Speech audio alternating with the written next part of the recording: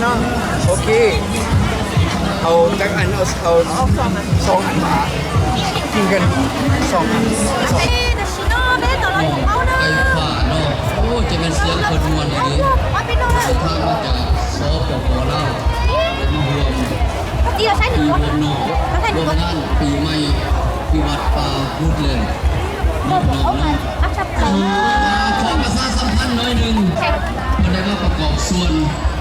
และขอขอบคุณขอบใจขอขอบคุณขอบใจสาวเวลามีข่าวรวมในการปีใหม่เราปีนี้ถือว่าดินฟ้าอากาศสวย เวรเลยยุบไปแล้วเลย